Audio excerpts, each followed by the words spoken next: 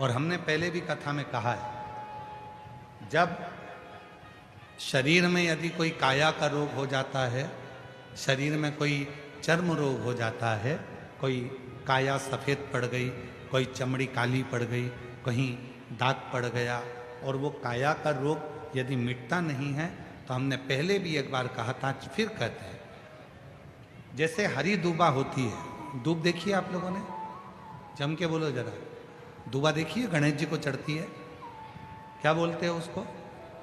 दूब, दुर्बा। तो जो दुर्बा होती है, जैसे बगीचे में दुर्बा लगी होती है, वैसे ही बगीचे में दुर्बा के साथ में जब दुर्बा लगती है तो उसी के साथ एक सफेद कलर की दुर्बा भी होती है, एक सफेद दुर्बा भी होती है।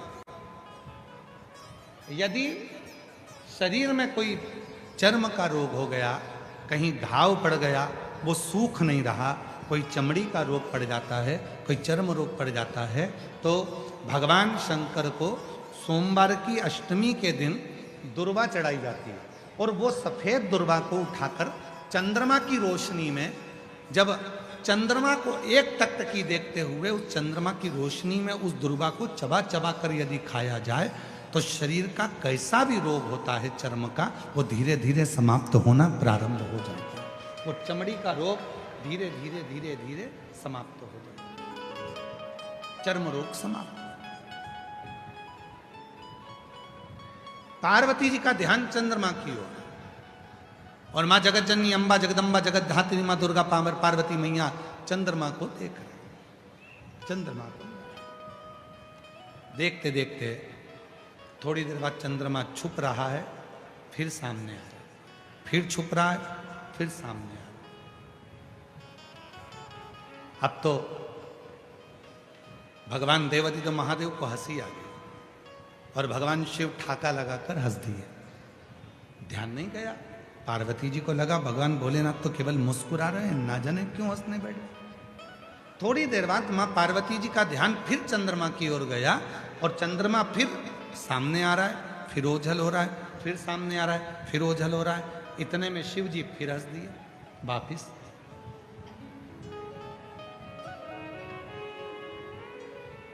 भगवान शंकर फिर मुस्कुरा दिए। पार्वती जी से अब रहा नहीं गया, और माता पार्वती जी ने पूछा, बाबा एक बात कहेंगे प्रभु? शिव जी ने पूछा, क्या?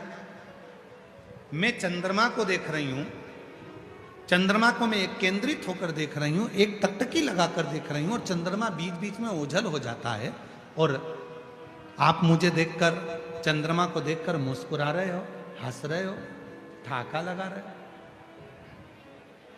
शिव जी ने कहा, पार्वती मेरे हंसने का केवल एक कारण है, ये चंद्रमा जिसको तू देख रही है और जो ओझल हो रहा है, ये चंद्रमा ओझल नहीं होता, पर इस चंद्रमा के भीतर थोड़ा सा अभिमान प्रकट हो गया। इस चंद्रमा के भीतर थोड़ी सी अभिमतता प्रकट हो गई, और वो अभिमान, वो अभिमतता कोई साधारण नहीं है। तो पार्वती जी ने कहा, आप तो सबके मन की बात को जानते हो, आपको तो लोग मनसा महादेव कहते हैं। शिव जी का एक नाम है मनसा महादेव। जम के बोलो, कौन सा नाम है? मनसा महादेव।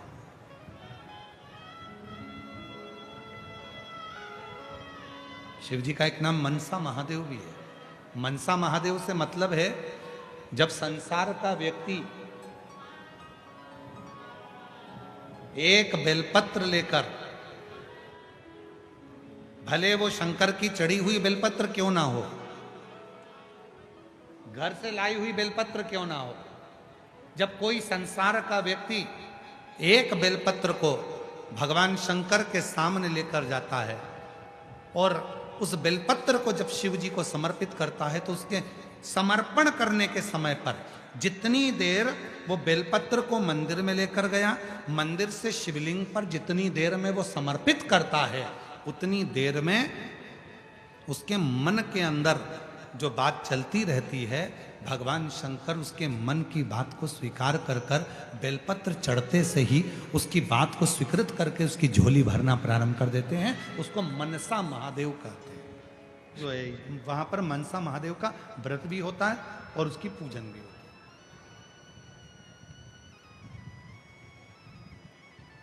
मनसा महादेव और मनसा महादेव की पूजन का एक विधान और वर्णन किया गया है महाराज। यदि आप लोगों को बाजार में किताब मिले मनसा महादेव की तो आप ले सकते हैं। उसमें एक विधान आप उसमें पढ़ सकते हैं कि मनसा महादेव में 7 बेलपत्र,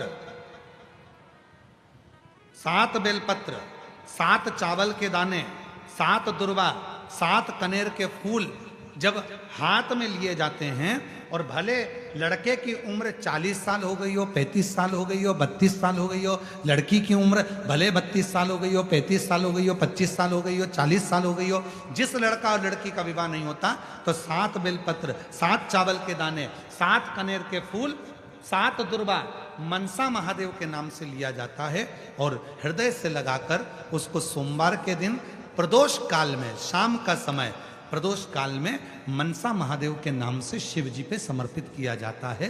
तो उस लड़का लड़की का विवाह जल्दी से जल्दी हो ही जाता है। वो मनसा महादेव, उसको मनसा महादेव।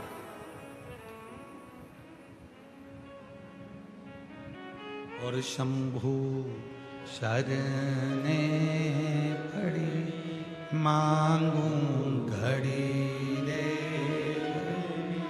दुख दया दर्शन ओ शंभो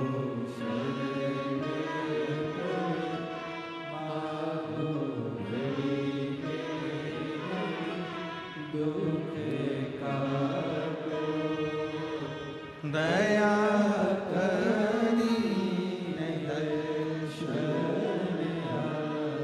मनसा महादेव। तो शिव जी से मां पार्वती जी कर रही हैं, आप तो दुनिया के मन की दशा को जानते हो। आप बताओ ना कि चंद्रमा क्यों छुप रहा है।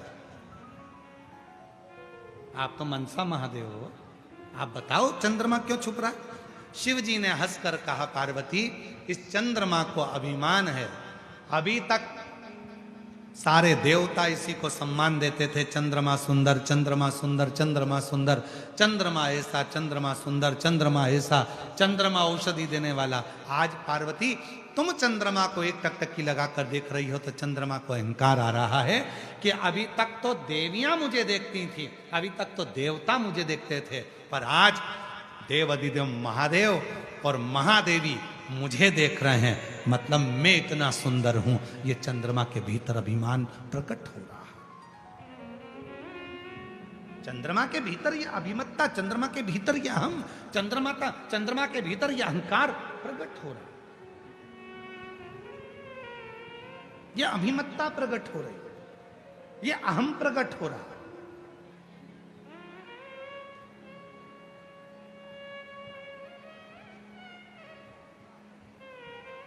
एक और शिव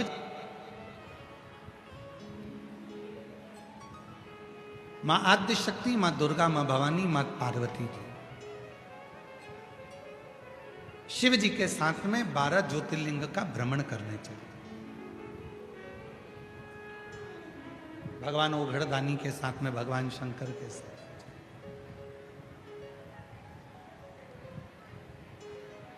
और शिव जी के साथ में मां आद्य शक्ति, मां जगत जननी दुर्गा भवानी जब 12 ज्योतिर्लिंग का स्मरण करने के लिए महाकाल वन में गई, महाकाल वन में जाने के बाद में फिर नंदन वन में गई, नंदन। और भ्रमण करते करते करते करते जब माता पार्वती जी नंदन वन में पहुंची, काशी में पहुंची, और काशी में पहुंचने के बाद में माँ आद्य शक्ति दुर्गा भवानी माँ गंगा के तट पर बैठी, और बैठने के बाद में कुछ देर बाद माँ आद्य शक्ति माँ पार्वती का ध्यान चंद्रमा की ओर गया, चंद्र की ओर।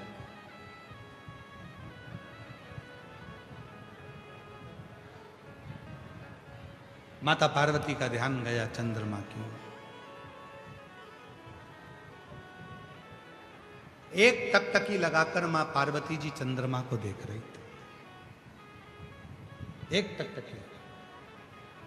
और हमने पहले भी कथा में कहा है, जब शरीर में यदि कोई काया का रोग हो जाता है, शरीर में कोई चर्म रोग हो जाता है, कोई काया सफ़ेद पड़ गई, कोई चमड़ी काली पड़ गई, कहीं दाग पड़ गया, और वो काया का रोग यदि मिटता नहीं है, तो हमने पहले भी एक बार कहा था, फिर कहते हैं, जैसे हरी दूबा होती है, दूब देखिए आप लोगों ने, जम के बोलो जरा, दूबा देखिए गणेश जी को चढ़ती है, क्या बोलते हैं उसको? दूब, दुर्बा।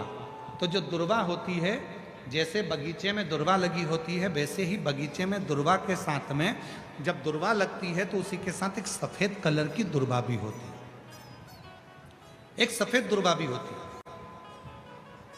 यदि शरीर में कोई चर्म का रोग हो गया, कहीं घाव पड़ गया, वो सूख नहीं रहा, कोई चमड़ी का रोग पड़ जाता है, कोई चर्म रोग पड़ जाता है, तो भगवान शंकर को सोमवार की अष्टमी के दिन दुर्बा चढ़ाई जाती है, और वो सफेद दुर्बा को उठाकर चंद्रमा की रोशनी में, जब चंद्रमा को एक टकटकी देखते हुए उस चंद्रमा की रोशनी में उस दुर्बा को चबा चबा कर यदि खाया जाए, तो शरीर का कैसा भी रोग होता है चर्म का, वो धीरे धीरे समाप्त होना प्रारंभ हो जाता है। वो चमड़ी का रोग धीरे धीरे धीरे धीरे समाप्त हो जाता है, चर्म रोग समाप्त। पार्वती जी का ध्यान चंद्रमा की ओर, और मां जगत जननी अंबा जगदम्बा जगत धात्री मां दुर्गा पामर पार्वती मैया चंद्रमा को देख रहे, चंद्रमा को देखते देखते थोड़ी देर बाद चंद्रमा छुप रहा है, फिर सामने आ रहा है, फिर छुप रहा है, फिर सामने आ रहा है। अब तो भगवान देवादित्य महादेव को हंसी आ गई, और भगवान शिव ठाका लगाकर हंस दिए।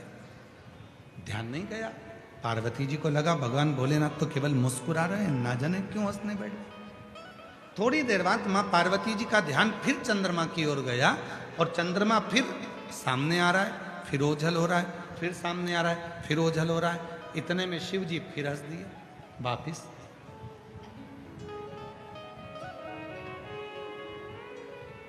भगवान शंकर फिर मुस्कुरा दिए।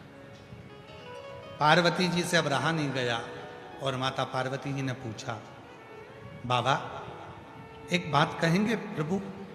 शिव जी ने पूछा, क्या? मैं चंद्रमा को देख रही हूं, चंद्रमा को मैं एक केंद्रित होकर देख रही हूं, एक टकटकी लगाकर देख रही हूं, और चंद्रमा बीच बीच में ओझल हो जाता है, और आप मुझे देखकर, चंद्रमा को देखकर मुस्कुरा रहे हो, हंस रहे हो, ठाका लगा रहे हो। शिव जी ने कहा, पार्वती मेरे हंसने का केवल एक कारण है, ये चंद्रमा जिसको तू देख रही है और जो ओझल हो रहा है, ये चंद्रमा ओझल नहीं होता, पर इस चंद्रमा के भीतर थोड़ा सा अभिमान प्रकट हो गया। इस चंद्रमा के भीतर थोड़ी सी अभिमत्ता प्रकट हो गई, और वो अभिमान, वो अभिमत्ता कोई साधारण नहीं है। तो पार्वती जी ने कहा, आप तो सबके मन की बात को जानते हो, आपको तो लोग मनसा महादेव कहते हैं। शिव जी का एक नाम है मनसा महादेव। जम के बोलो, कौन सा नाम है? मनसा महादेव।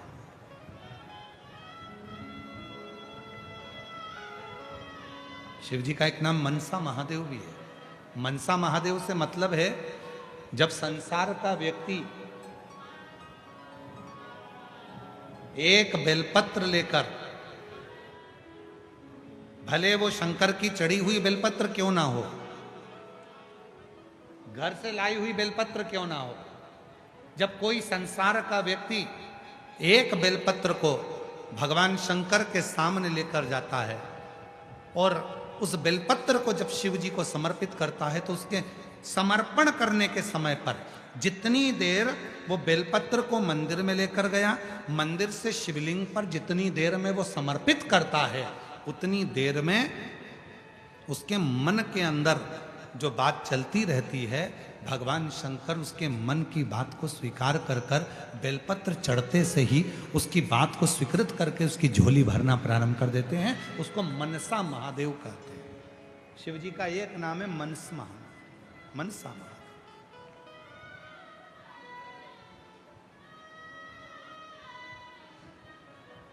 ये इधर भुसावल का तो हमको नहीं मालूम, परंतु जो निमाड़ी साइड है मध्य प्रदेश में, धार, राजगढ़, मंदसौर, नीमच, अलीराजपुर, जो निमाड़ का हिस्सा है, वहां पर माताएं मनसा महादेव का पूजन भी करती हैं और मनसा महादेव का व्रत भी करती हैं।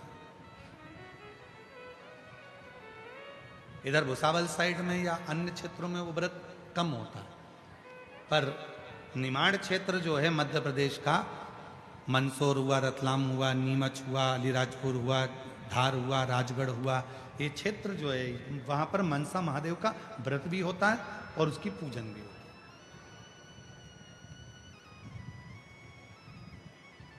मनसा और मनसा महादेव की पूजन का एक विधान और वर्णन किया गया है हमारे। यदि आप लोगों को बाजार में एक किताब मिले मनसा महादेव की तो आप ले सकते हैं, उसमें एक विधान आप उसमें पढ़ सकते हैं कि मनसा महादेव में 7 बेलपत्र, 7 चावल के दाने, 7 दुर्वा, 7 कनेर के फूल जब हाथ में लिए जाते हैं, और भले लड़के की उम्र 40 साल हो गई हो, 35 साल हो गई हो, 32 साल हो गई हो, लड़की की उम्र भले 32 साल हो गई हो, 35 साल हो गई हो, 25 साल हो गई हो, 40 साल हो गई हो, जिस लड़का और लड़की का विवाह नहीं होता तो 7 बेलपत्र, 7 चावल के दाने, 7 कनेर के फूल, 7 दुर्वा मनसा महादेव के नाम से लिया जाता है और हृदय से लगाकर उसको सोमवार के दिन प्रदोष काल में, शाम का समय प्रदोष काल में मनसा महादेव के नाम से शिव जी पे समर्पित किया जाता है, तो उस लड़का लड़की का विवाह जल्दी से जल्दी हो ही जाता है। वो मनसा महादेव, उसको मनसा महादेव।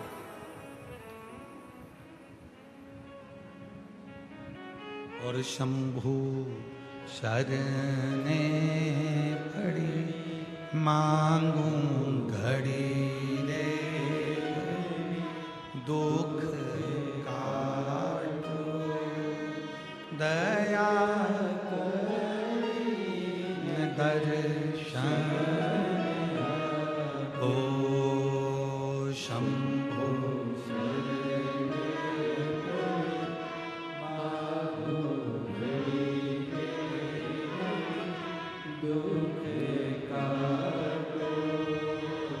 दया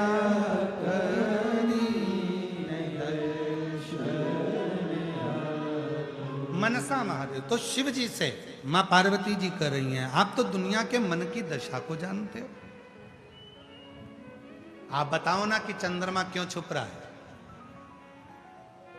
आप तो मनसा महादेव हो, आप बताओ चंद्रमा क्यों छुप रहा है।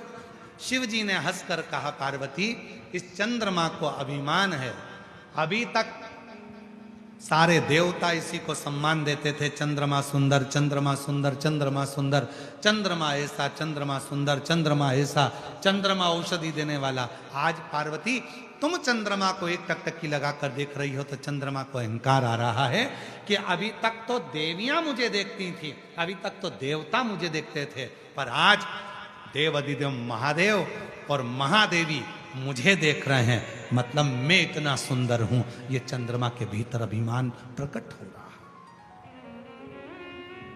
चंद्रमा के भीतर ये अभिमत्ता, चंद्रमा के भीतर ये अहम, चंद्रमा के भीतर ये अहंकार प्रकट हो रहा है,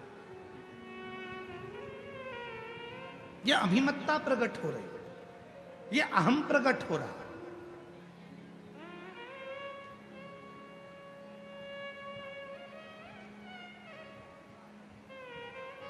और शिवजी कह रहे हैं, पार्वती ये अहंकार चंद्रमा का केवल आज का नहीं है। परसों की कथा में कहा था, सभा लगी है, देवता बैठे हैं, चंद्रमा आए, देवताओं को प्रणाम नहीं करा, शिव आए बाद में, सारे देवता ने उठकर, भगवान नारायण ने भी हाथ जोड़े, ब्रह्मा जी ने भी हाथ जोड़े, इंद्र ने भी हाथ जोड़े, गरुण वरुण 33 कोटि देवताओं ने शंकर जी के हाथ जोड़े। पर चंद्रदेव अपनी सुंदरता के कारण, अपनी काया के कारण, कि मेरी चमक इतनी प्रबल है, मेरे चेहरे की चमक इतनी प्रबल है कि इन देवताओं को भी मैं चमक देता हूं, ये विचार कर कर चंद्रमा ने शिव जी को हाथ तक नहीं जोड़े। चंद्रमा ने शिव जी का अपमान कर दिया, सम्मान नहीं कर।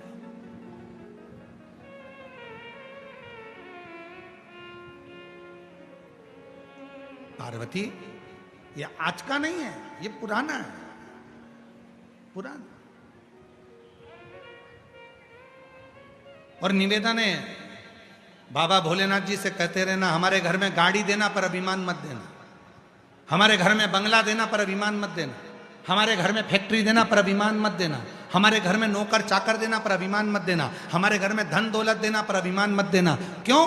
क्योंकि जब व्यक्ति के धन बढ़ता है, सत्ता बढ़ती है, वैभव बढ़ता है, प्रतिष्ठा बढ़ती है, दौलत बढ़ती है, वैभव बढ़ता है, तो अभिमान भी बढ़ता है। और जब अभिमान बढ़ता है तो एक ना एक दिन वो अभिमान व्यक्ति के सारे धन, वैभव, दौलत, संपदा, सत्ता सबको ले जाकर नीचे पटक देता है। वो अभिमान,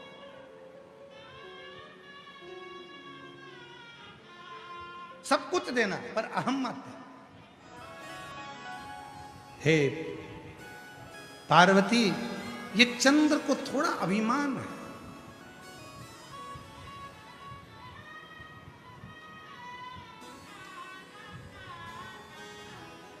जब व्यक्ति बहुत ऊंचाइयों पर पहुंचता है, थोड़ी उन्नति की ओर बढ़ता है, तो उसको थोड़ी अभिमतता आ जाती है, थोड़ा अहम।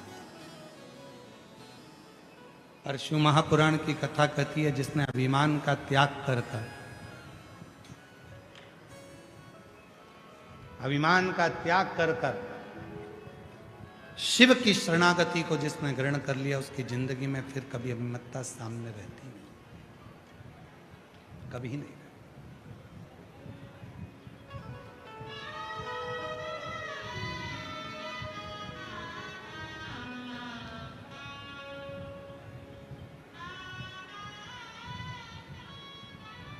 पार्वती,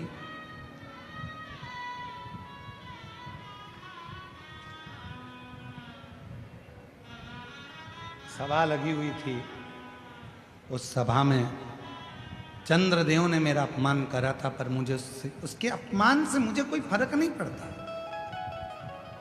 उसके अपमान से मुझे कोई दिक्कत नहीं। और पार्वती आज फिर पुनः वापिस, इस चंद्र को बड़ा अभिमान है, चंद्र को अहंकार है।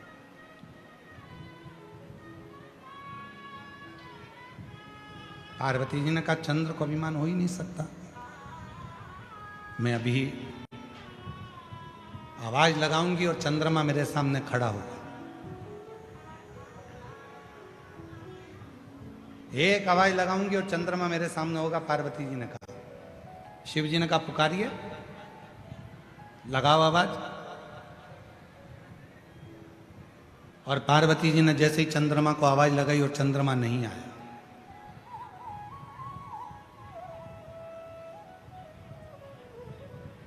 फिर पुनः पार्वती जी ने आवाज लगाई, चंद्रमा नहीं आया।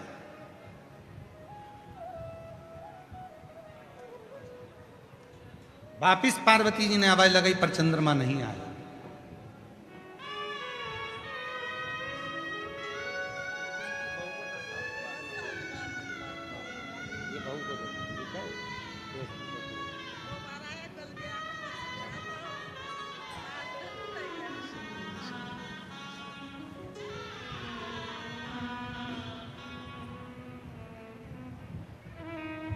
पार्वती जी बार बार आवाज लगा रही हैं, पर चंद्रमा आता नहीं।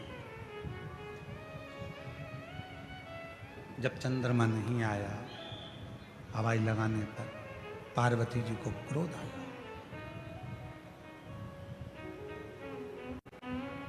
चंद्रमा, मैं तुझे पुकार रही हूं और तू आ नहीं रहा। मुझे लगता है कि तेरे भीतर थोड़ी सी अभिमान, अहंकार समाहित हो गए, और तू उस अभिमान के कारणवश मेरे करीब में नहीं आ। कोई बात, जा एक दिन ऐसा आएगा चंद्रमा, और ये बात कल भी कथा में कही थी और परसों भी कथा में कही थी कि किसी को अपशब्द मत कहो, किसी को आड़ा टेढ़ा मत कहो। अहंकार में फूलकर आप किसी को ऐसा शब्द मत कहो कि कल उसकी जरूरत पड़े और आपको फोन लगाना पड़े, बात करना पड़े, और वो व्यक्ति फिर बात का स्मरण करे कि इसने तो मुझे आक्षेप लगाया था, अपशब्द कहा था, ताने दिए थे, गाली दी थी, आड़ा टेढ़ा बोला था, और उसी व्यक्ति की जरूरत तुमको पड़ जाए ना।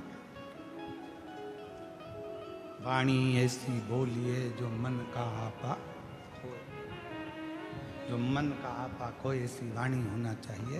हृदय से बोलो, प्रेम से बोलो, स्नेह वश बोलो। श्री शिवाय नमस्ते। बोलो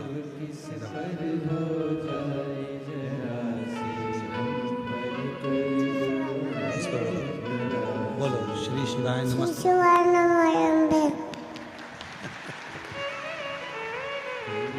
फिर से बोलो एक बार, श्री शिवाय नमस्ते।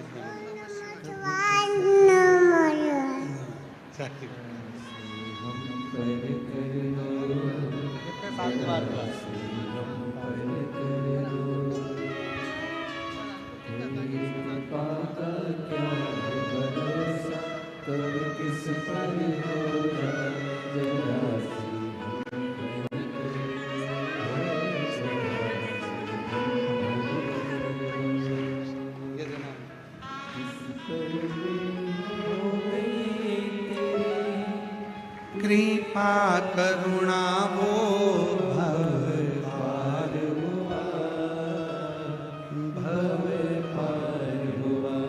पापी हो चाहे जितना, उसका भी बाबा उद्धार हुआ।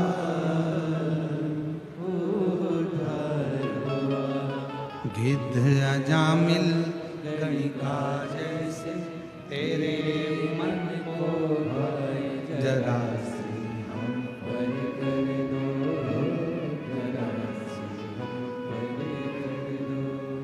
इसीलिए शिव कथा बार बार कहती है।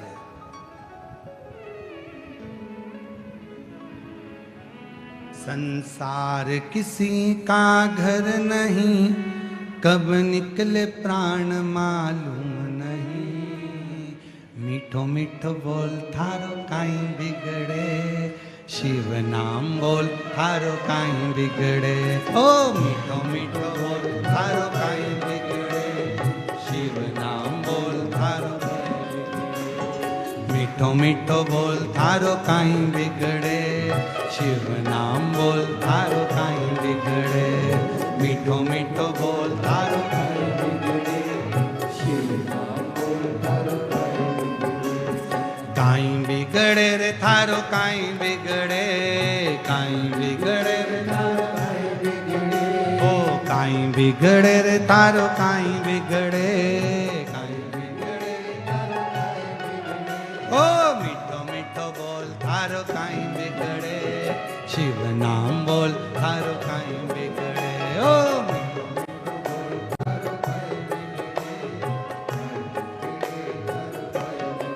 दोनों हाथों से ताली सेवा देते बड़े प्रेम से।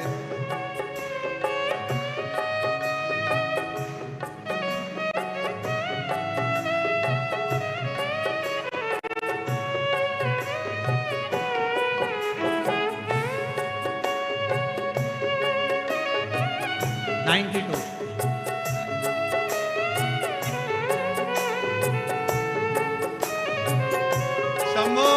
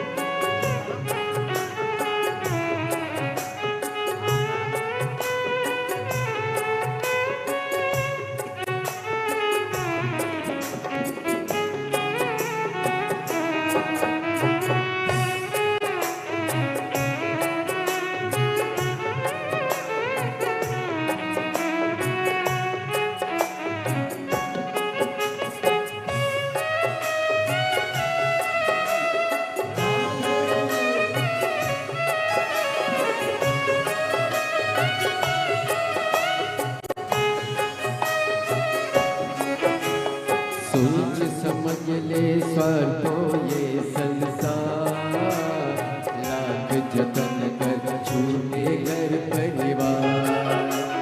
सोच समझ ले स्वार्थो ये संसार, लाख जतन कर छूटे घर परिवार। तू जान ले पहचान ले, तू जान ले पहचान ले, संसार किसी का घर नहीं, कब निकले प्राण मालूम नहीं। मिट मिट बोल थारो काय बिगड़े, काय बिगड़े थारो काय बिगड़े। मिट मिट बोल थारो काय बिगड़े, काय बिगड़े थारो काय बिगड़े।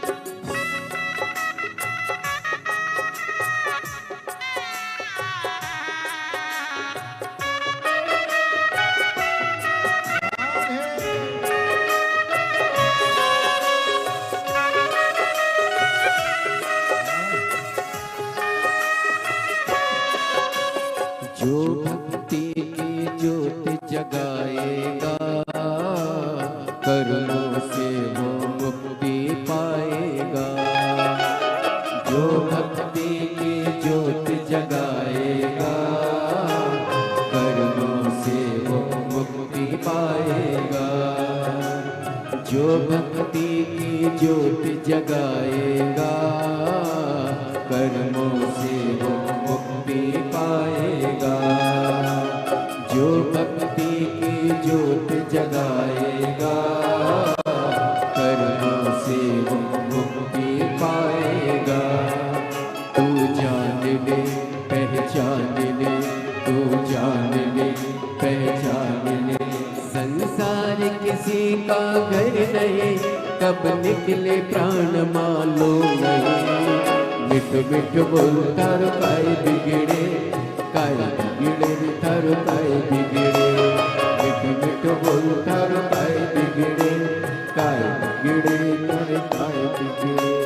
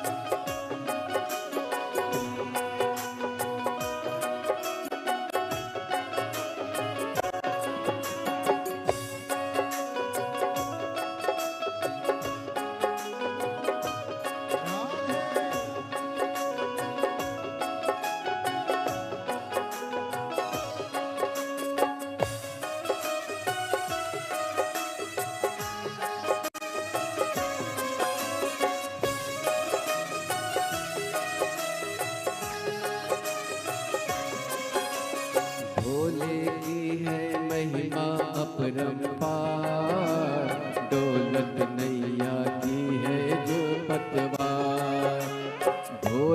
की है महिमा अपरंपार, दौलत नैया की है जो पतवार।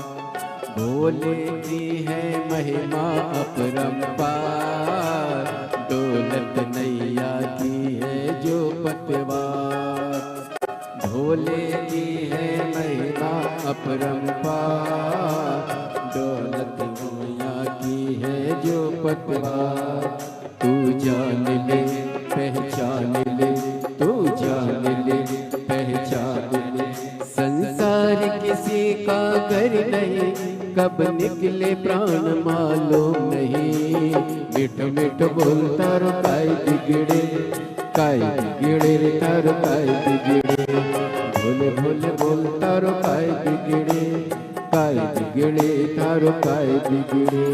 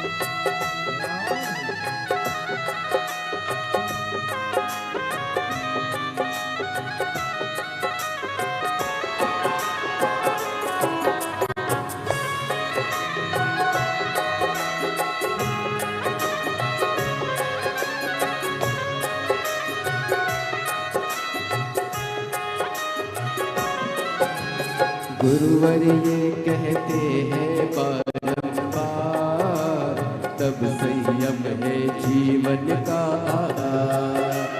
गुरुवर ये कहते हैं ये बारंबार, तब संयम है जीवन का आधार। तू जान ले पहचान ले, तू जान ले पहचान ले। किसी का घर नहीं, कब निकले प्राण मालूम नहीं। मिठ मिठ बोलता रो काय बिगड़े, काय बिगड़े तारो काय बिगड़े। मिठ मिठ बोलता रो काय बिगड़े, काय बिगड़े तारो काय बिगड़े। शिव नाम बोल तारो काई बिगड़े, काई बिगड़े रे तारो काई बिगड़े। शिव नाम बोल तारो काय बिगड़े, काय बिगड़े तारो काय बिगड़े। ओ शिव नाम बोल तारो काई बिगड़े, काई बिगड़े तारो काई बिगड़े। काई बिगड़े, काई बिगड़े रे तारो काई बिगड़े। शिव नाम बोल तारो काई बिगड़े, शिव नाम बोल तारो काई बिगड़े, काई बिगड़े रे तारो काई बिगड़े। शिव नाम बोल तारो काई बिगड़े, काई बिगड़े रे तारो काई बिगड़े। शिव नाम बोल तारो काई बिगड़े, काई बिगड़े रे तारो काई बिगड़े। शिव नाम बोल काई बिगड़े रे तारो हर हर।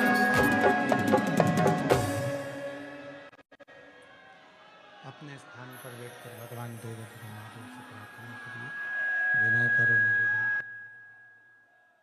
जहाँ जगह मिले वहाँ बैठकर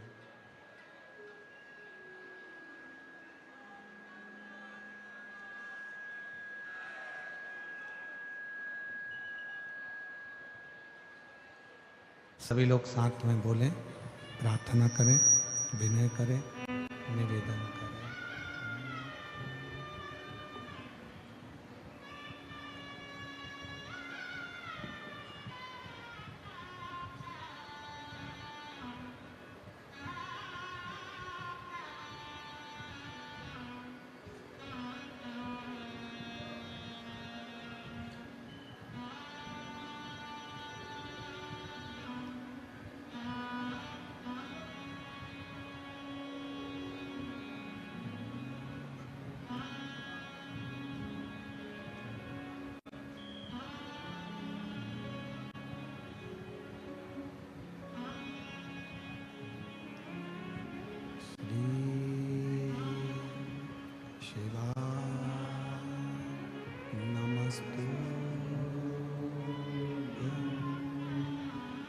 श्री शिवाय नमस्तुभ्यं श्री शिवाय नमस्तुभ्यं श्री शिवाय नमस्तुभ्यं श्री शिवाय नमस्तुभ्यं भोला सब दुख काटो हमारा, ओ भोला सब दुख काटो हमारा। शिव शंकर जपो तेरी माला, भोले बाबा जपो तेरी माला, भोला सब दुख काटो हमारा, ओ भोला सब दुख काटो हमारा। वेश है मंगल मंगलकारी, वेश है मंगल मंगलकारी,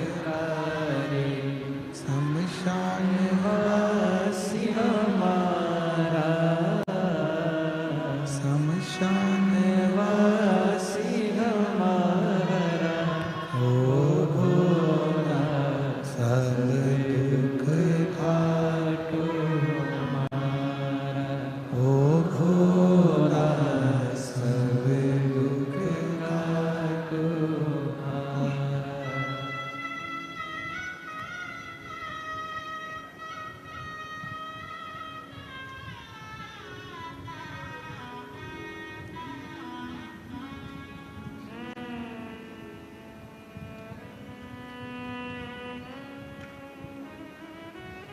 बाबा देख भगवान शिव गोवर्धन त्रिकालदर्शी कैलाशी अविनाशी भगवान शिव की पवित्र कथा वर्णन कर रही है। शिव महापुराण की कथा कर रही है, शिव कथा कह रही है, भगवान शंकर का पवित्र चरित्र कह रहा है।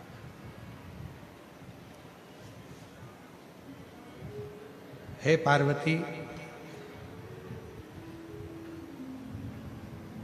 ये चंद्र की विमत्ता एक दिन चंद्र को कष्ट प्रदान करेगी और चंद्र तकलीफ में आकर खड़ा हो जाएगा।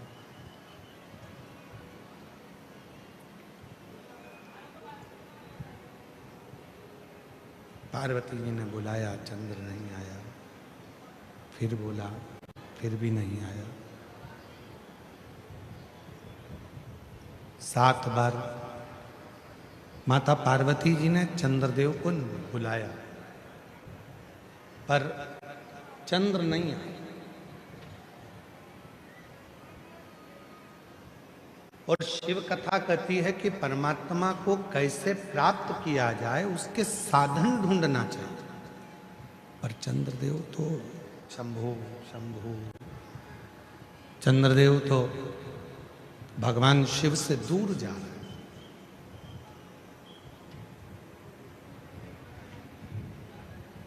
ध्यान रखें,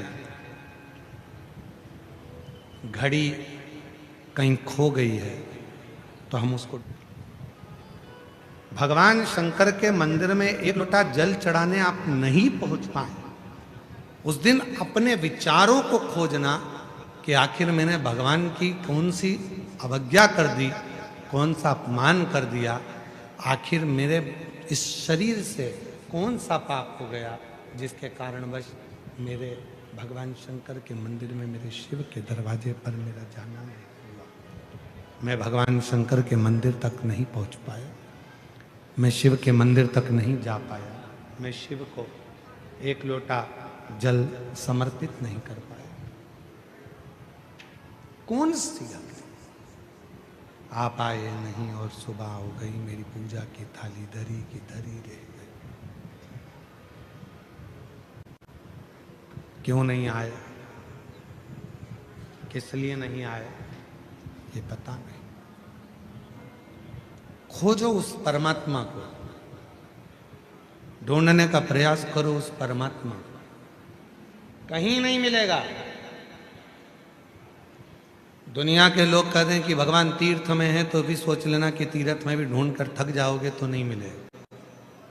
कोई कहे परमात्मा कैलाश पर है, तो ढूंढ कर थक जाओगे तो नहीं मिलेगा। कोई कहे परमात्मा मान सरोवर में है, ढूंढ कर थक जाओगे नहीं मिलेगा। कोई कहे परमात्मा उस तीर्थ में है, गंगा यमुना कावेरी सरयू सरस्वती के तट पर है, ढूंढ कर थक जाओगे परमात्मा नहीं मिलेगा।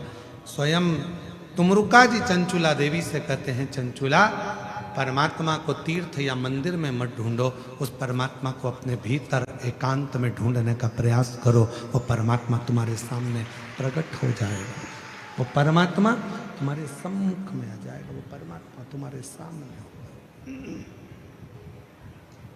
उसको ढूंढना कठिन नहीं है, सामने है, वो प्राप्त हो सकता है। और हम आप कई विघ्नों में फंसे हुए हैं,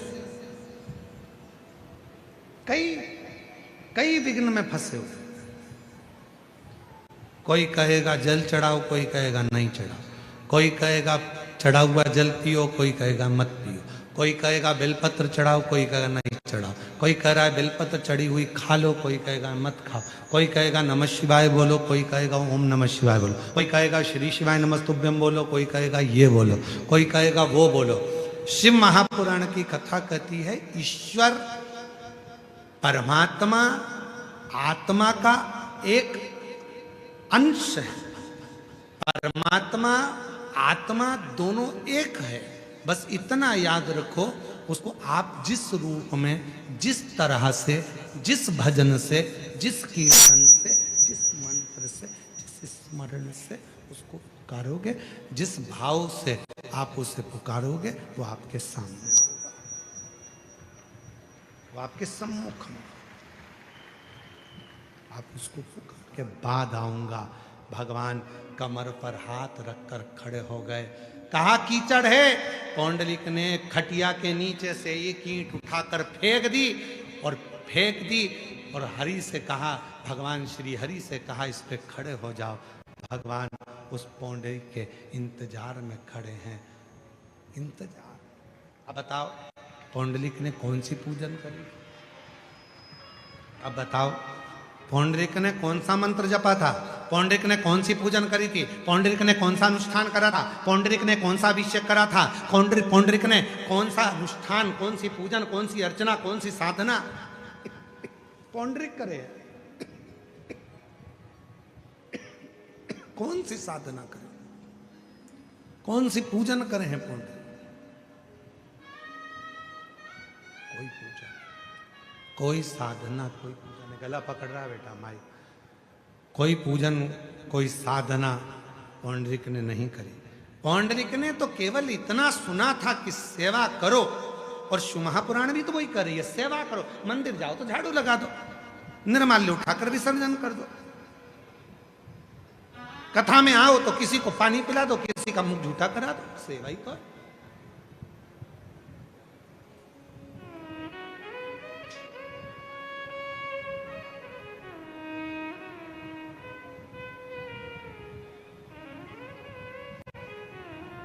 ये सेवा नहीं तो और क्या? और मिलता है, सेवा का फल जरूर मिलता है। सेवा करो तो मेवा मिले,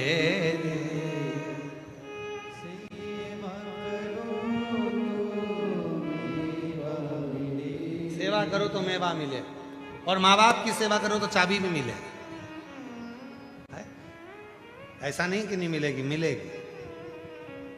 और कई लोग कहते हैं कि हम लोग सेवा करते हैं, माँ हमारी सास की सेवा करते हैं, ससुर की सेवा करते हैं, फिर भी वो गाली बकते हैं। वो भी आशीर्वाद है, करो फिर भी सेवा करो, कोई दिक्कत नहीं, सेवा तो करो।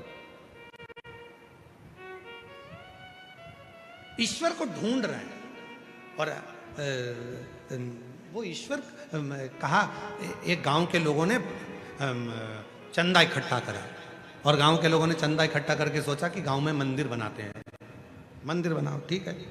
सारे गांव के लोगों ने चंदा इकट्ठा करा, घर घर से लिया, पूरा गांव एकजुट, पूरा गांव एक था, सारे गांव से चंदा इकट्ठा होकर मंदिर बना। मंदिर बना तो विचार करा इसमें मूर्ति किसकी बिठाए। मंदिर तो बन गया, मूर्ति किसकी बिठाई। तो किसी ने कहा राम जी की मूर्ति बिठा दो। गांव के लोगों ने विचार करा मूर्ति ऐसे भगवान की बिठाना कि 7 जात का आदमी, पूरा दुनिया का लोग, पूरे गांव का लोग एक ही मंदिर में जाकर पूजन करे, एक ही मंदिर में जाकर दर्शन करे, तो ऐसे भगवान की मूर्ति बिठाओ। तो किसी ने कहा राम जी की बिठा दो। राम जी की बिठाई। अब जितने राम जी वाले थे वो मंदिर जाए, बाकी का कोई मंदिर नहीं जाए। गांव के लोगों ने विचार करा कि बड़ी मुश्किल से तो मंदिर बना और हमारा गांव तो टूट गया, राम जी वाले जा रहे हैं, बाकी का कोई जाता ही नहीं।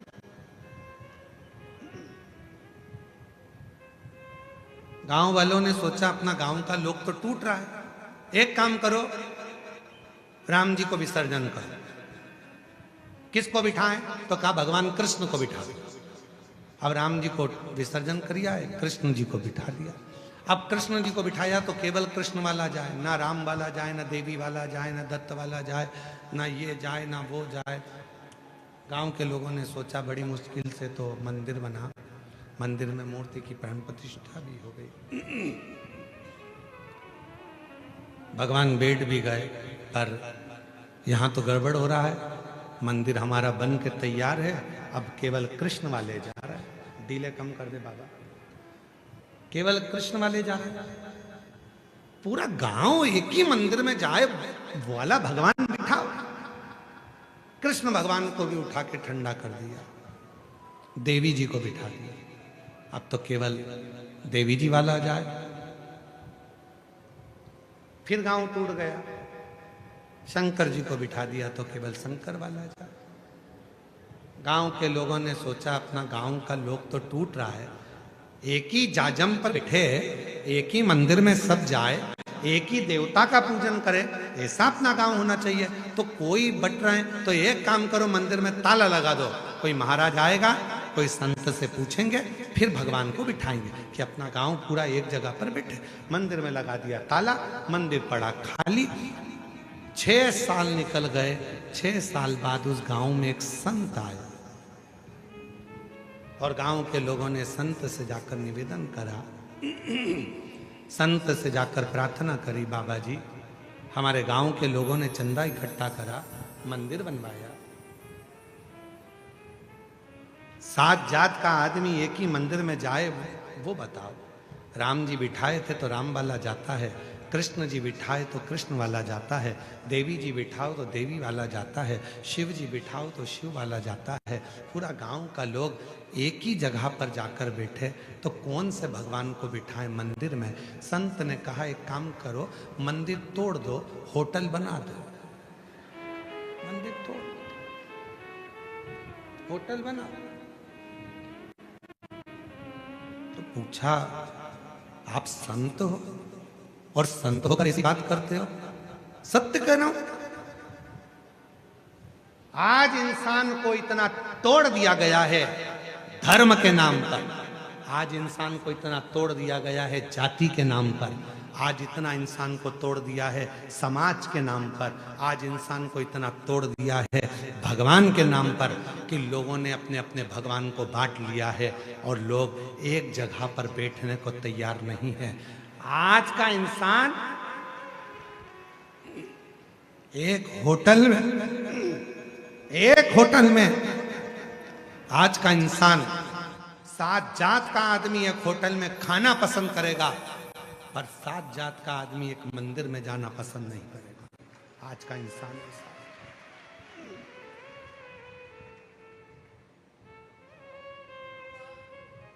7 जात का आदमी एक होटल में खाना पसंद करेगा, पर 7 जात का आदमी एक मंदिर में जाना पसंद नहीं करेगा। मंदिर में आज इंसान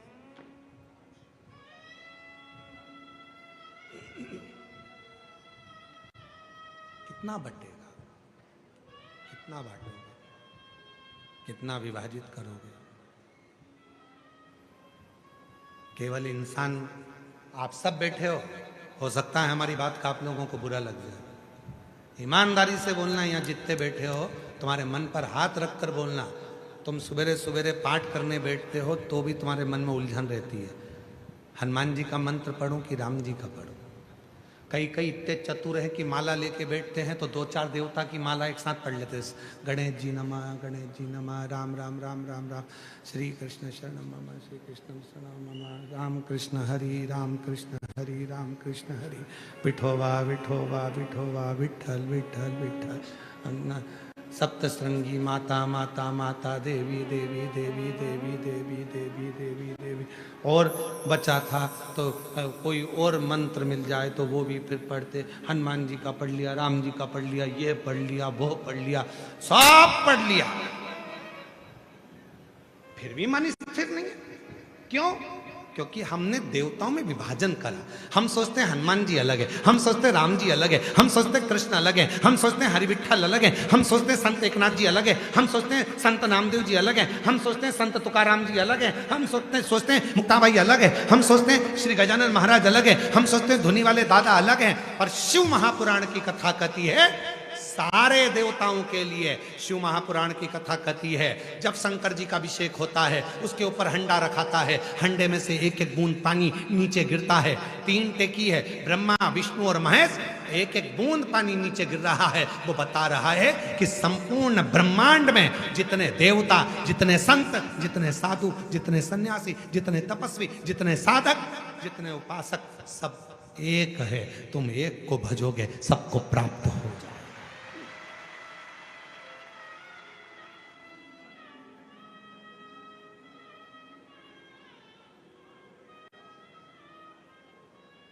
तुम्हारे घर पे पौधा है किसी का?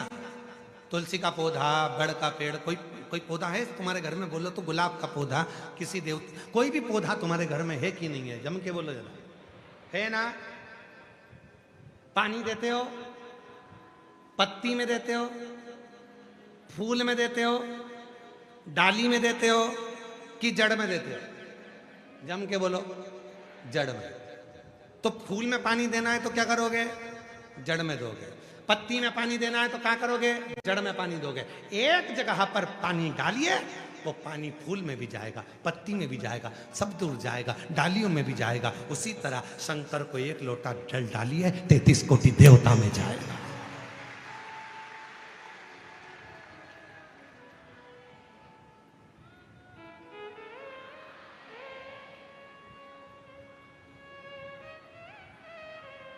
एक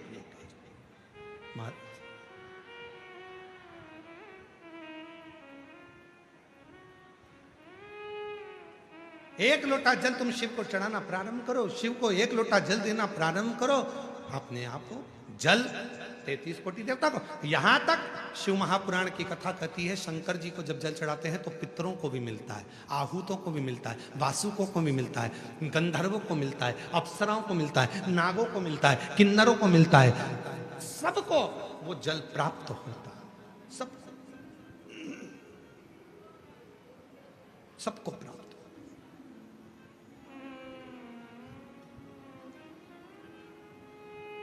सबको मिलेगा।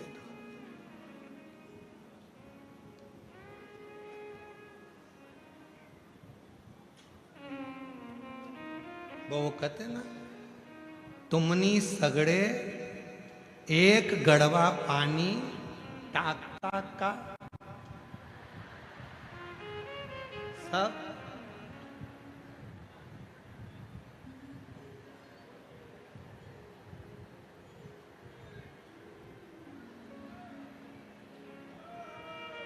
और निश्चित है,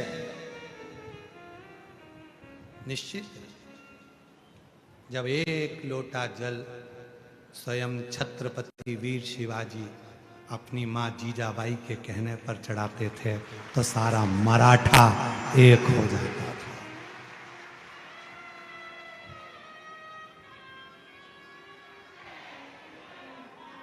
एक मराठा लाख मराठा, 1 मराठा लाख मराठा के बराबर होता है। और भगवान देवाधिदेव महादेव की आराधना साधना। छत्रपति वीर शिवाजी अपनी जीजाबाई के साथ में जब जाते थे बाल्यावस्था में, माँ उनके हाथ में एक लोटा जल पकड़ाकर छत्रपति वीर शिवाजी को आगे कर कर कहती थी, शिवा जल चढ़ा।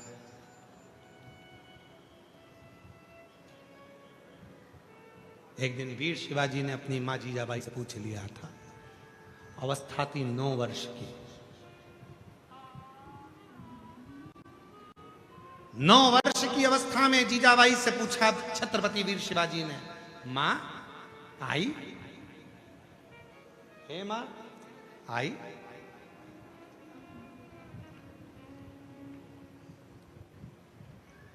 शिव को हम जब जल चढ़ाते हैं तो शिव हमको क्या देते हैं? छत्रपति वीर शिवाजी ने अपनी मां से पूछा, शिव हमें क्या देते हैं? तो जीजाबाई ने कहा छत्रपति वीर शिवाजी से कि शिवा, शिव सहन करने की शक्ति देते हैं, और जिसमें सहन करने की शक्ति आ जाती है वही कुर्सी पर बैठकर राज्य कर सकता है।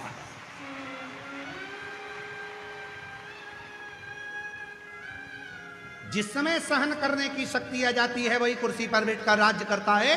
सहन शक्ति जिसमें नहीं होती वो राज्य नहीं कर सकता। उठाकर देखिए, आज के समय में हमारे भारत देश के प्रधानमंत्री जी को कितने कितने शब्द बोले जाते हैं, कितने कितने ताने दिए जाते हैं। वो सहकर भी अपनी कुर्सी पर बैठकर पूरे भारत भूमि का संचालन कर रहे हैं। सहन शक्ति प्रबल होना चाहिए। कितनी सहन शक्ति हो। आज संतों को, साधुओं को, तपस्वियों को, साधकों को, उपासकों को, संतों को, किसको नहीं अपशब्द कहे? मीराबाई को अपशब्द कहे, जहर का प्याला भेज दिया राणा जी ने, और मीरा मुस्कुराकर भगवान को भोग लगाकर पी रही है। सहन शक्ति भीतर से मिलना चाहिए। और आज के जमाने में सब कुछ है, पर व्यक्ति के पास सहन शक्ति नहीं है। बड़ों ने कुछ कहा और बच्चों ने पलट कर जवाब दे दिया। सास ने कुछ बोला, बहू ने पलट कर जवाब दे दिया। बाप ने कुछ बोला, बेटे ने पलट कर जवाब दे दिया। सहन शक्ति नहीं है। सहन शक्ति गई कहाँ? जरा सा कोई एक पुलिस का एक व्यक्ति भी अगर तुमको कुछ कह देता है तो तुम तुरंत मोबाइल निकाल लेते। अब भी बताता हूं, देख मेरी पहचान का। सहन शक्ति नहीं है। एक बाउंसर अगर तुमको कुछ कह देता है तो तुम तुरंत फोन लगाने लगते हो, तुम लड़ने लगते हो, झगड़ा करने लगते हो। सहन शक्ति नहीं है। पति कुछ बोला, पत्नी ने झगड़ा करा, पत्नी कुछ बोली, पति ने झगड़ा करा। सहन शक्ति नहीं है। बाप कुछ बोला, बच्चों ने झगड़ा करा। सहन शक्ति नहीं है। मंदिर में गए थे जल चढ़ाने के लिए, शिवरात्रि का दिन था, भीड़ हो रही थी, बहुत लंबी लाइन लगी थी। सहन शक्ति नहीं है। इधर टल्ला, इधर टल्ला, इधर टल्ला, हट यहां से, हट, मैं आगे जाऊंगी, मैं आगे जाऊंगी। सहन शक्ति नहीं है। लड़ना ही था तो आई काहे को लोटा भर के जल चढ़ाने? कथा में आए तो भी सहन शक्ति नहीं है। मैं कल जहां बैठी थी वहीं बैठूंगी, जा जा जा कर ले, मैं तो यहीं बैठूंगी, जा। उठाने वाले उठा रहे, देखो उधर सरक जाओ, थोड़ा सा उधर बैठ जाओ, ये बूढ़ी है, पाँव में तकलीफ है, बैठ जाएगी, उधर बैठ। नहीं बैठूंगी, जा। क्या कर लेगा? सिर पे पल्लू लिया, और ज्यादा बोलेगा तो अब भी उठाया मोबाइल। भेरू सिंह को देखना,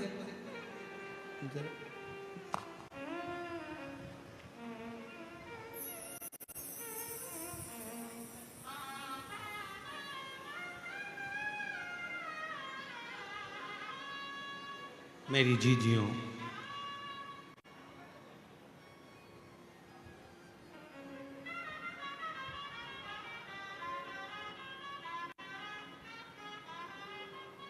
माजा, आई, भागिनी, मेरी जीजियों, मेरी माताओं, आपसे निवेदन है, सहनशीलता थोड़ा अपने भीतर रखो। सहनशील। छत्रपति वीर शिवाजी ने पूछा, मां, शिव जी को जल चढ़ाने पर शिव जी देते क्या हैं? तो मां ने कहा, सहन शक्ति देते। सहनशीलता देते। उम्र जैसे जैसे बढ़ती है,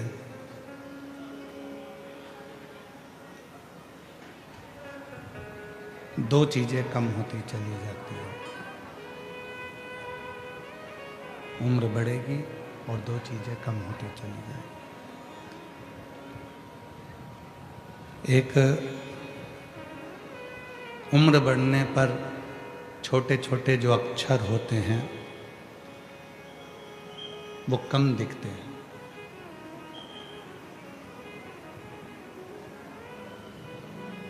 जितने छोटे अक्षर होंगे उम्र बढ़ेगी और वो छोटे अक्षर कम दिखेंगे, वो कम दिखते हैं।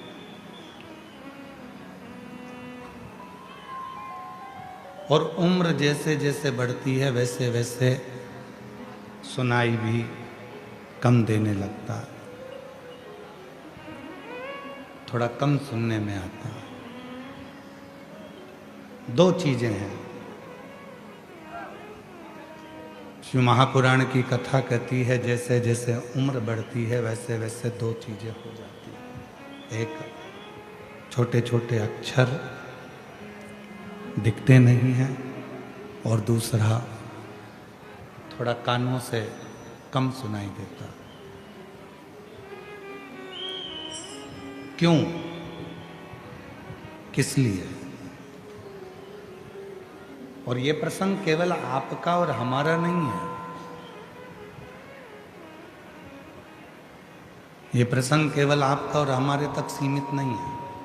ये प्रसंग है स्वयं माता सती और भगवान शिव का। ये प्रसंग है माता सती और भगवान शंकर का।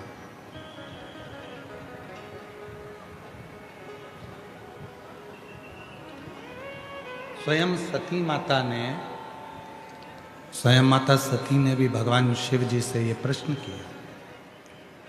अवस्था बढ़ने पर एक नेत्र रूपी इंद्री और एक श्रवण रूपी इंद्री, ये दोनों कमजोर हो जाती है। इधर का थोड़ा सा,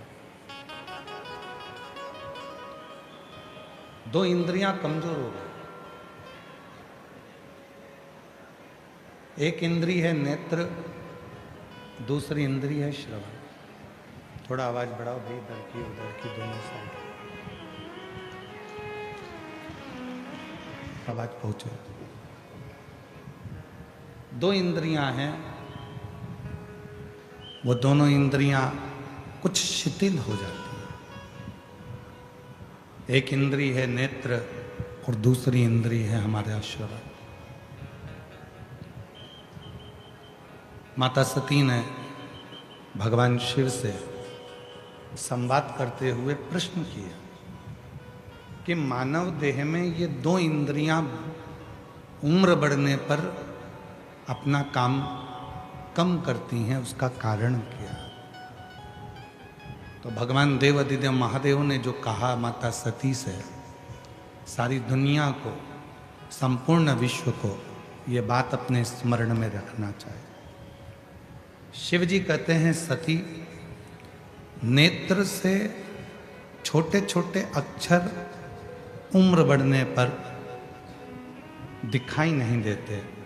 शिव कहते हैं जब बहुत उम्र तुम्हारी बढ़ने लगे तो घर में रहने वालों की छोटी छोटी गलतियों को क्षमा करना प्रारंभ कर दीजिए।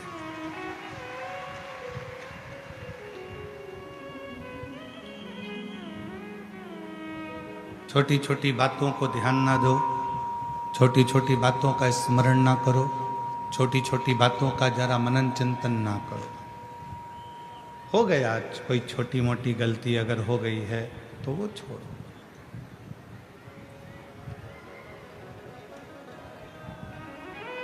छोटी मोटी गलतियां माफ करते चलो। और दूसरे नंबर पर बाबा देव अधिदेव महादेव कहते हैं श्रवण रूपी इंद्री। जब अब उम्र बढ़ती जाए, उधर का भाई साउंड बढ़ाओ, पीछे का पंडालों के डोम के बाहर का साउंड।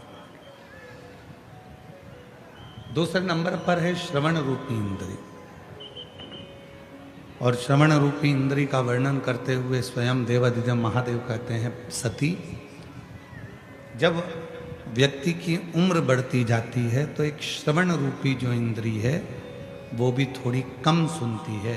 अर्थात शिव जी कहते हैं कि व्यर्थ की बातों को ना सुनते हुए उस परमात्मा का स्मरण करो जिसने तुमको जन्म दिया, जिसने तुम्हें भेजा।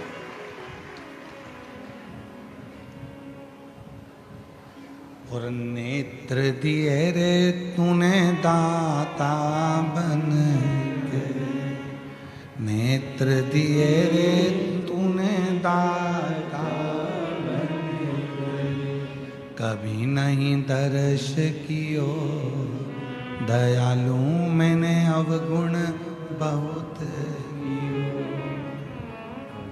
ये नेत्र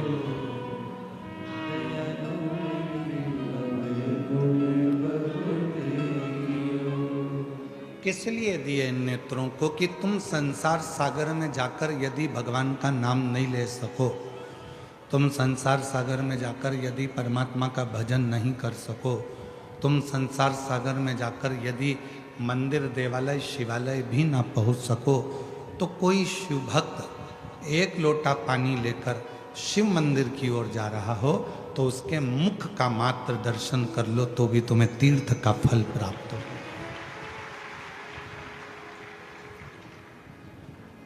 त्रिवेणी, शिव महापुराण में 3 त्रिवेणी का स्मरण किया गया। त्रिवेणी की 3 बातें कही गई शिव महापुराण। प्रयागराज कौन कौन गया है? हाथ उठाओ जरा जो प्रयागराज गए। 3 त्रिवेणी है ना वहां पे, 3 नदियां हैं। कौन कौन सी? गंगा, यमुना, सरस्वती, त्रिवेणी। पर वेदव्यास जी ने तो शिव महापुराण की विद्येश्वर संहिता के 17 नंबर अध्याय में त्रिवेणी का वर्णन कर दिया। जब आप गीता प्रेस गोरखपुर की शिव महापुराण लेकर आओ और उस शिव महापुराण का विद्येश्वर संहिता का 17वां नंबर का अध्याय पढ़ो तो आपको त्रिवेणी का दर्शन करा रहे हैं वेदव्यास जी। कौन सी त्रिवेणी दिखा रहे हैं वेदव्यास जी? त्रिवेणी का दर्शन करा रहे हैं। तो कहा जो प्रयाग ना जा पाए, जो मायापुरी, कांचीपुरी, अवंतिकापुरी, काशीपुरी, जगन्नाथपुरी, जो अन्य पुरियों में भी ना पहुंच पाए, अगर वो इस त्रिवेणी का संगम करे तो उसको हजारों हजारों तीर्थों के फल प्राप्त हो जाते हैं। वो कौन सी त्रिवेणी है? तो कहा वो त्रिवेणी है, पहले नंबर पर है रुद्राक्ष, दूसरे नंबर पर है भस्म और तीसरे नंबर पर है मुख से भगवान का नाम, श्री शिवाय नमस्ते।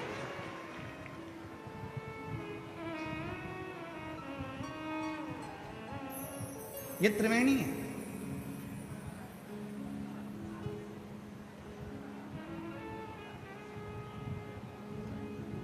गले में रुद्राक्ष पड़ा है, मस्तक पर त्रिपुंड लगा है, त्रिपुंड भी नहीं लगा तो थोड़ा सा भस्म लगी है, शिव पे चढ़ी हुई भस्म तुमने धारण करी है, भस्म रखी है। ये वाले एसी को बंद कर दो।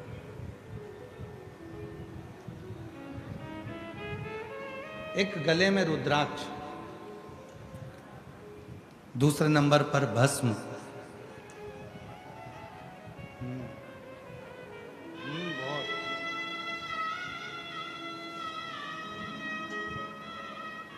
एक नंबर पर है रुद्राक्ष, दूसरे नंबर पर है भस्म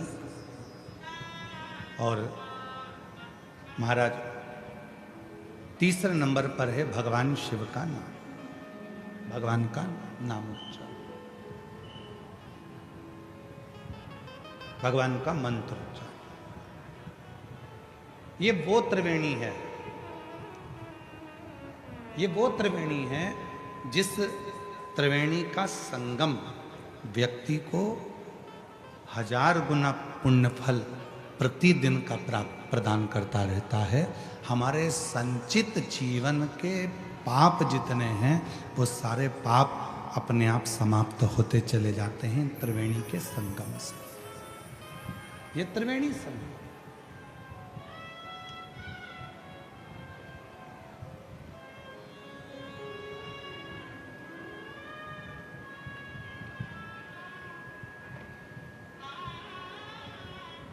जब आप लोग,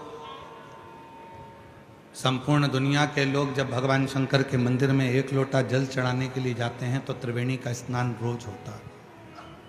गले में रुद्राक्ष पड़ा हुआ है,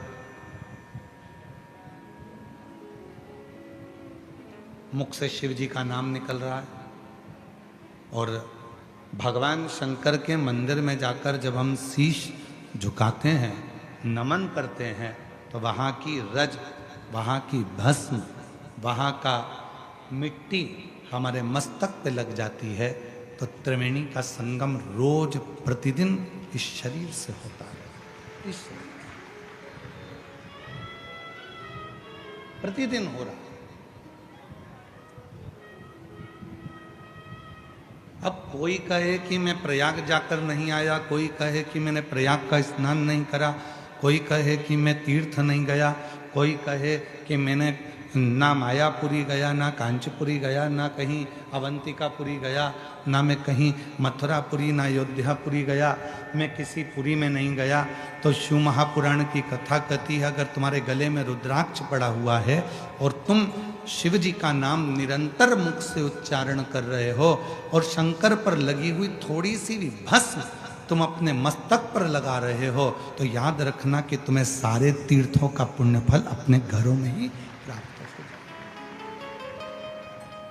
सारे तीर्थों का फल अपने घर में ही प्राप्त हो अपने।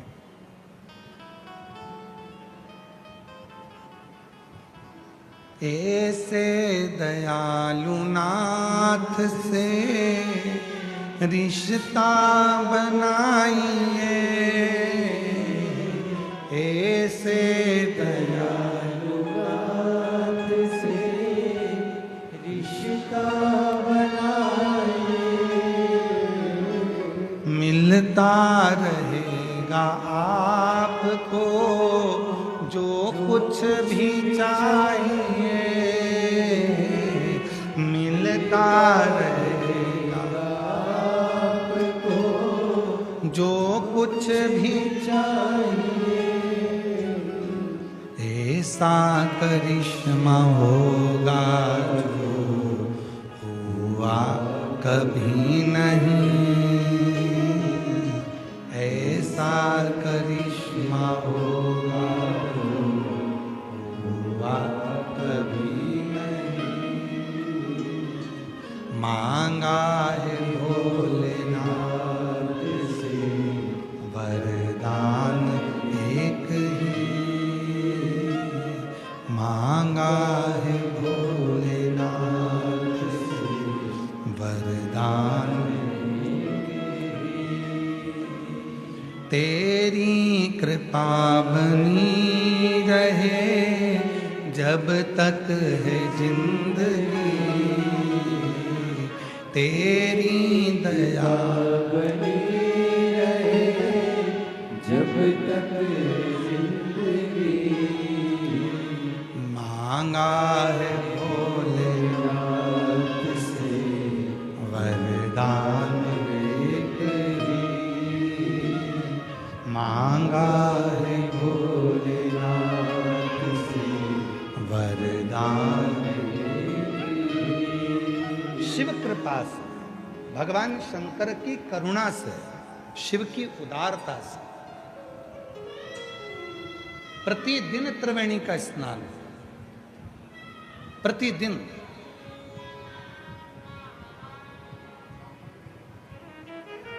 बस अपने गले में एक रुद्राक्ष को धारण कर कर रखिए, मुख से श्री शिवाय नमस्तुभ्यम कहते रहे। भगवान शंकर के नाम का उच्चारण करते रहो, स्मरण करते रहिए।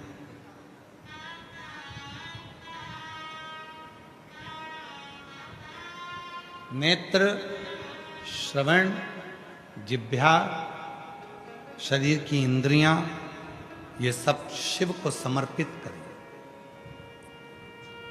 आज का व्यक्ति एक लोटा जल लेकर मंदिर जा रहा है,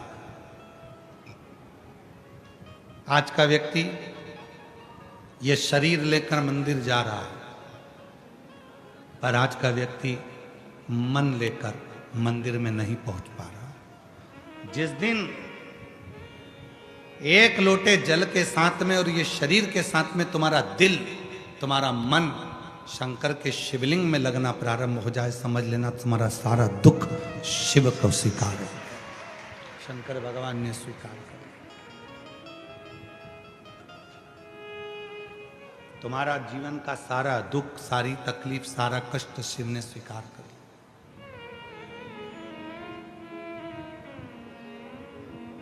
शिव की भक्ति में डूबे हुए हैं, शंकर की भक्ति में।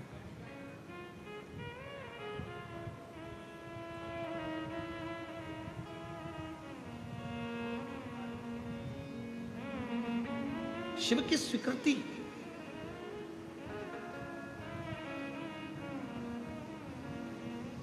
पूरा जीवन अपन ने केवल एक ही काम करा, इस शरीर को शमशान के लिए तैयार किया। संसार के जितने लोग हैं सब एक ही काम कर रहे हैं, इस शरीर को शमशान के लिए तैयार कर रहे हैं। बादाम खाई, आवाज नहीं आ रही है? ये पंडाल में आवाज नहीं है।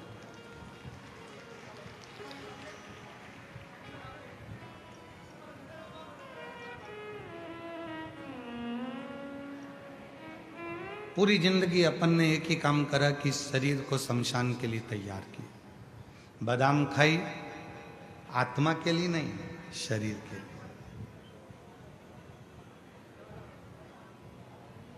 पान गुटखा खाया, आत्मा के लिए नहीं, शरीर के लिए, इंद्रियों के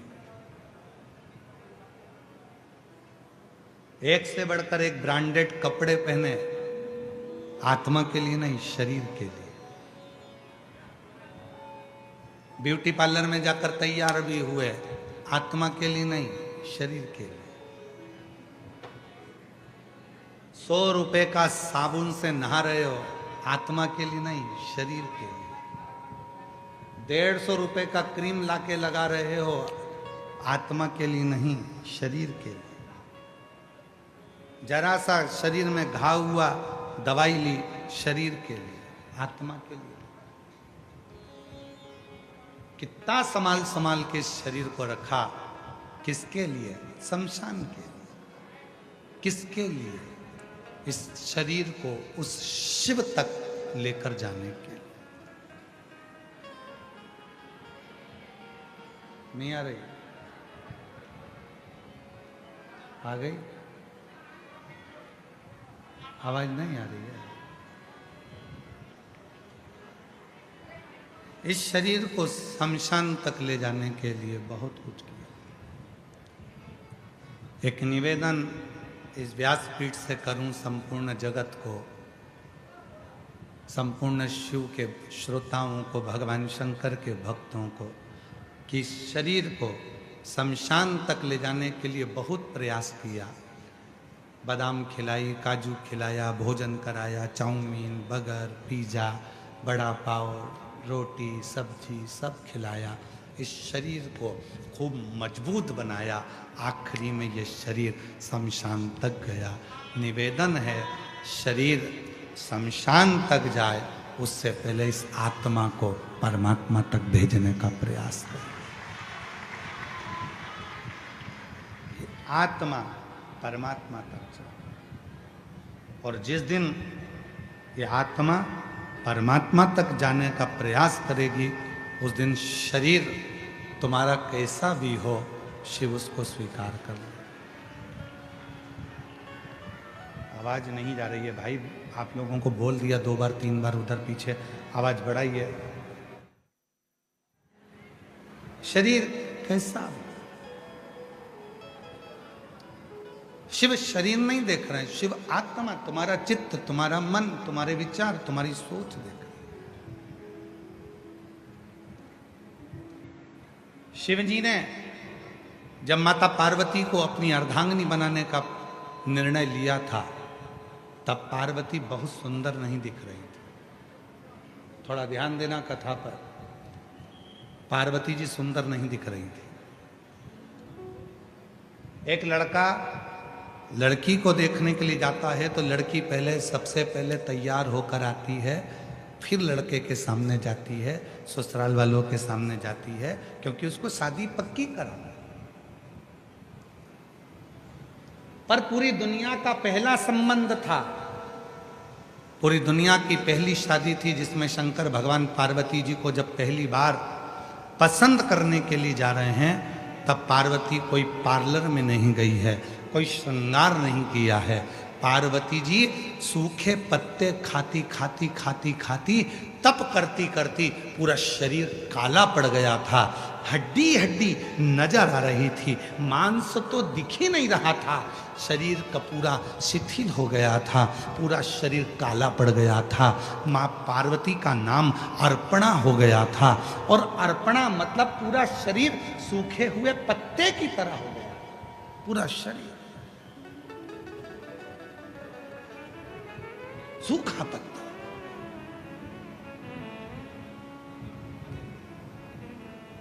अब भगवान शिव अगर पार्वती जी से विवाह करना चाह रहे हैं तो पार्वती को तो सुंदर होना चाहिए था, पार्वती को तो सुंदर स्वरूप धारण करना था, पार्वती को तो अच्छा दिखना था।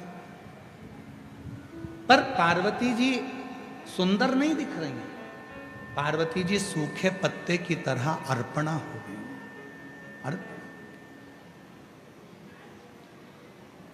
और यही शिव है।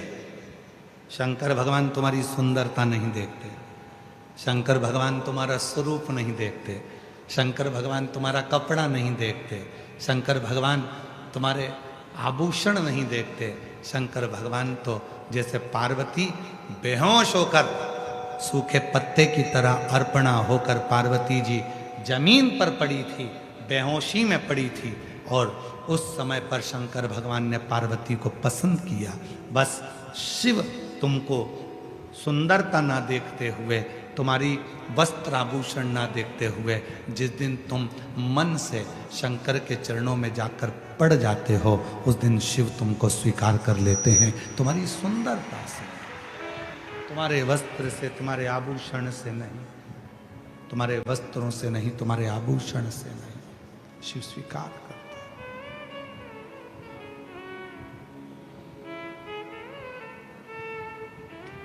वो तुम्हारे वस्त्र या आभूषण से सुख नहीं पा रहा है।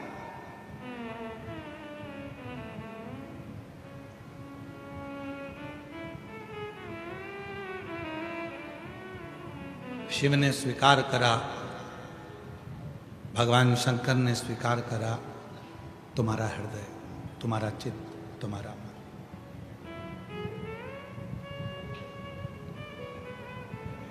कितना बड़ा मंदिर बनाना चाहिए भगवान को रखने के लिए? शिव महापुराण में यह नहीं लिखा है, स्कंद पुराण में भी यह नहीं लिखा कि शंकर जी को बिठाने के लिए मंदिर कितना बड़ा चाहिए।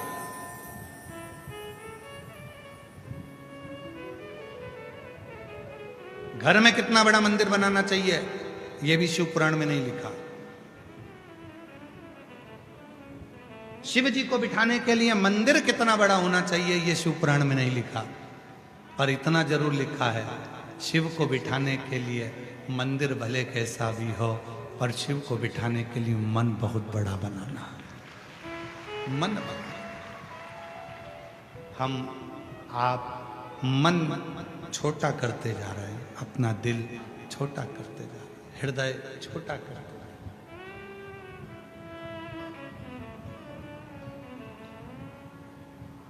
और तेरी पूजन को भगवान बना मन मंदिर आलीशान, तेरी पूजन को भगवान बना मन मंदिर आलीशान, बना मन मंदिर आलीशान, बना मन मंदिर आलीशान, बना मन मंदिर आलीशान, बना मन मंदिर आलीशान, तेरी पूजन को भगवान, बना मन मंदिर आलीशान, तेरी पूजन को भगवान, बना मन मंदिर आलीशान। ये नहीं कहा मंदिर कितना बड़ा हो, ये नहीं कहा कि शिव को पाने के लिए कितना बड़ा घर में मंदिर हो, मन बड़ा हो। आज घर में मकान तो बड़ा हो गया, कमरे भी बड़े हो गए, बिल्डिंग भी बड़ी हो गई, मकान बड़ा हो गया, गाड़ी बड़ी हो गई, कमरे बड़े हो गए, बाथरूम बड़ा हो गया, किचन बड़ा हो गया, रसोई घर बड़ा हो गया, लॉन बड़ा हो गया, गार्डन बड़ा हो गया, हॉल बड़ा हो गया, पलंग बड़ा हो गया, भोजन करने की टेबल बड़ी हो गई, श्रृंगार करने की टेबल बड़ी हो गई, बर्तन बड़े हो गए, पर दिल छोटा होते चले गए, मन छोटा होते चले। क्यों गुरुजी? आप कैसे कह सकते हो कि मन छोटा हो गया? अंदाजा लगा कर देखो। तुम्हारे कमरे में जेठानी देवरानी के बच्चे आकर बैठ जाएं, ननंद के बच्चे आकर बैठ जाएं, रिश्तेदार आकर बैठ जाएं, तो घर की बहुओं का मुंह भगोने जैसा हो जाता है। हमारे कमरे में बैठे रहते हैं 24 घंटे, इनके पास कोई काम नहीं है, दूसरी जगह बैठे, बाहर जाके बैठे, सोफे पे बैठे, मेरे कमरे में बैठे रहेंगे। मन छोटा हो गया। पहले मन बड़ा था, कोई भी आए, कहीं पर भी बैठे, पूरा घर सबका है, सबका बंगला है, सबका कमरा है, बड़े प्रेम से। मन छोटा हो गया, मन छोटा।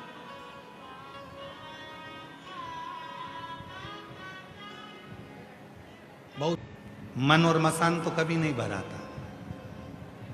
कोई ला कर देगा तो तुम अपनी बोतल दे ही दोगे, और भी भर दो, लो, भले वो आधी से ज्यादा भरी है पर और डाल दो, क्योंकि मन नहीं भरा था ना, और आन दो, और आन दो, और आन दो। तो मन तो भरा था नहीं, तो वो बाहर समझ।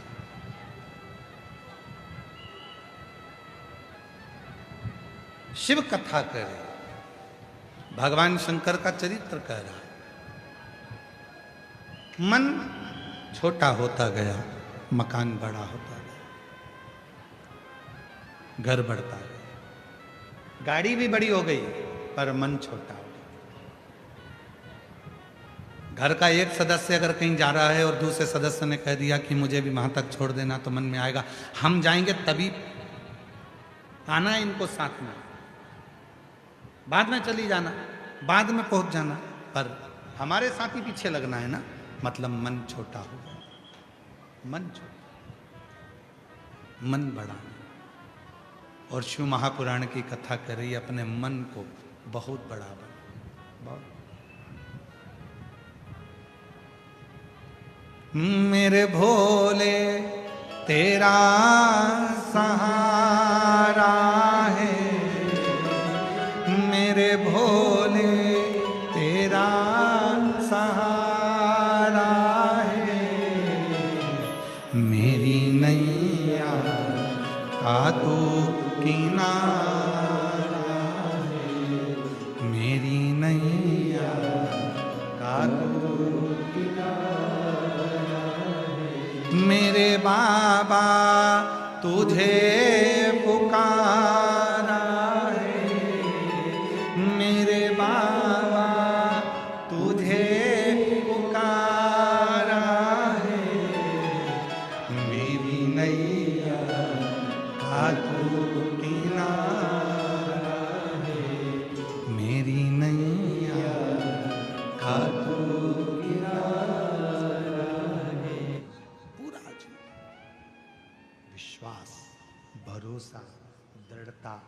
सहनशीलता ही मिले।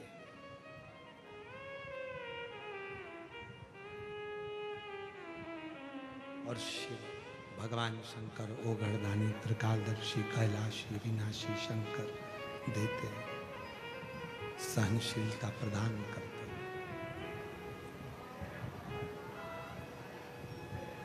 आप लोग, कई माताएं ऐसी होंगी जिनको जल चढ़ाते चढ़ाते 3 साल हो गए। कई मेरे जीजा जी ऐसे होंगे जिनको जल चढ़ाते 2 साल हो गए। कई मेरी बेटी बेटा ऐसे होंगे जिनको जल चढ़ाते चढ़ाते 1.5 साल हो गए।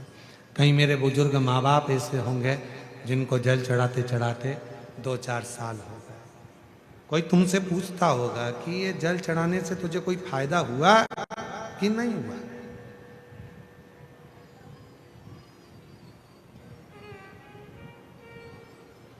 आपके मुख से आवाज निकलती होगी, भैया जब से चढ़ा रही हूं जब से, तो बाबा की कृपा है। किसी के आगे हाथ नहीं फैलाना पड़ता,